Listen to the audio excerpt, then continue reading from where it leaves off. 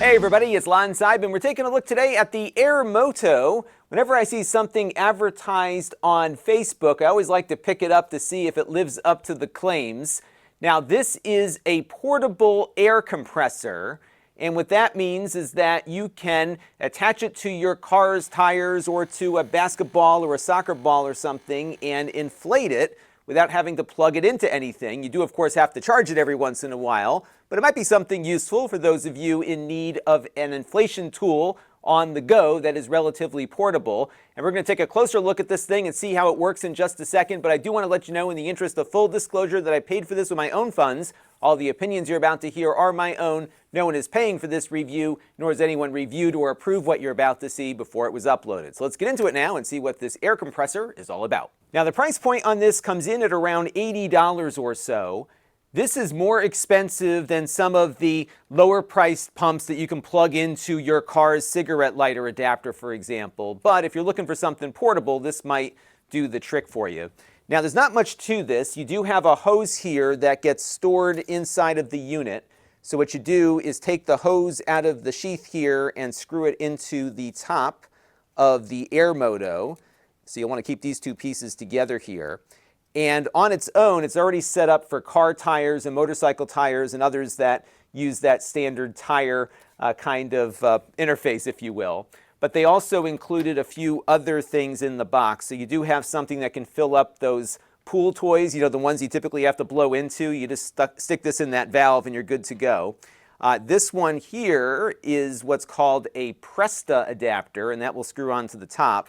And then, of course, you get your standard pin adapter here, which is what you use for inflating balls like this basketball here that we're going to do, along with this soccer ball. Now, Airmoto says this will run for about 40 minutes before you have to charge it. Earlier, I did inflate all 4 tires of my car on a full charge. My tires needed about 8 to 10 psi each. Yeah, I'm really bad about getting my tires filled up. And it was able to do all 4 of those tires without needing to be recharged, although the battery indicator was telling me it was time to plug it back in again. It doesn't inflate all that fast, so that 8 to 10 psi took about 8 to 10 minutes per tire to get it to where it needed to be. So as far as speed is concerned, it's not going to be much better than some of the cheaper ones you might plug directly into the DC socket on your vehicle. Now, to charge it, you've got a USB Type-C port here on the top.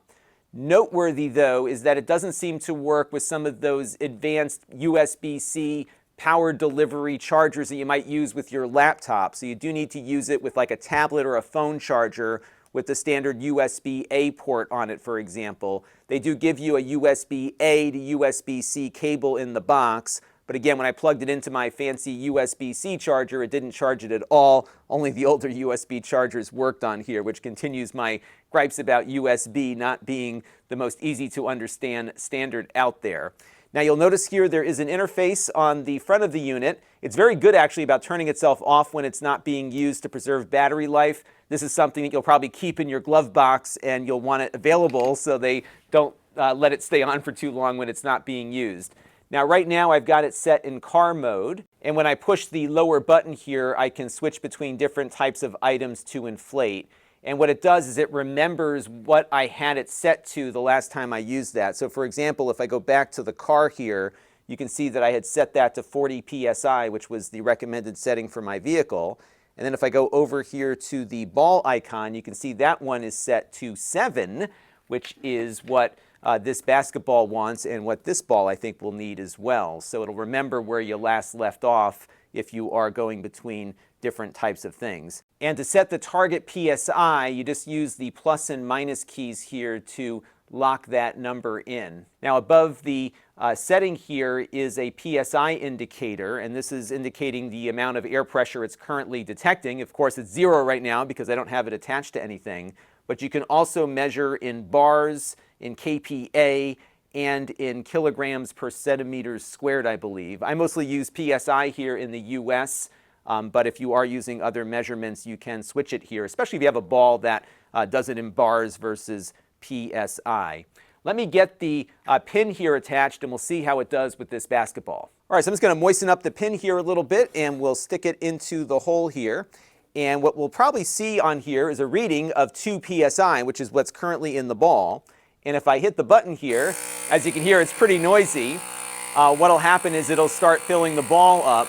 And when it gets to 7, it's going to stop. So you can set a hard stop here to ensure that your ball, your tire, doesn't overinflate. This will do a maximum of 120 psi, so it can certainly pump in a good amount of air.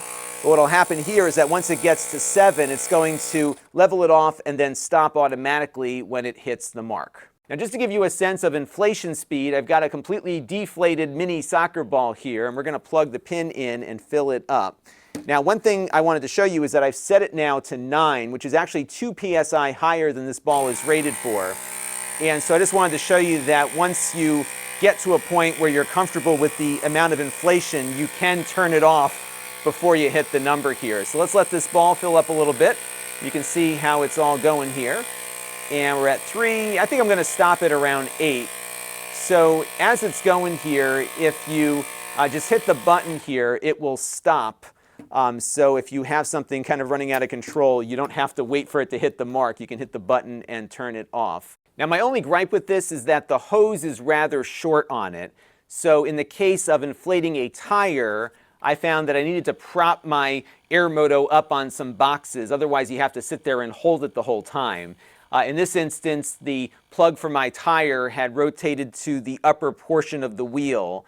So in that instance, it just couldn't reach the ground given how short the hose length is here. And so you either have to hold it or prop it up, but it did manage to get that tire inflated. Again, not much faster than what you would get with a lower cost DC powered air compressor, but if you wanted something battery powered that can inflate balls very quickly, but also do your tires for bicycles and motorcycles and everything else, I think it's kind of handy, and it does seem to work as advertised. I was able to get about 10 psi into each one of my car's 4 tires before I had to charge the battery. So altogether, not a bad little device here. Just remember that if you are storing it in the vehicle, especially in the winter, that might impact the battery life. So you'll definitely want to keep that battery topped off to ensure that it's always ready for you when you need it. That's going to do it for this look at the Airmoto. And until next time, this is Lon.TV. Thanks for watching.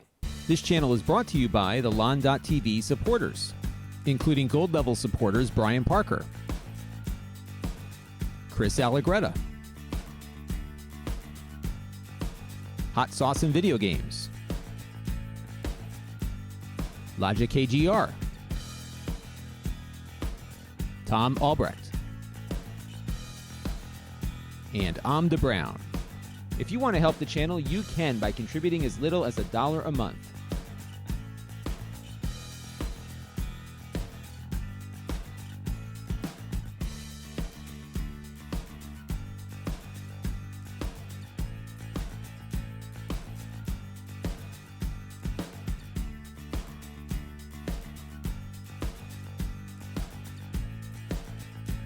Head over to lon.tv/support to learn more.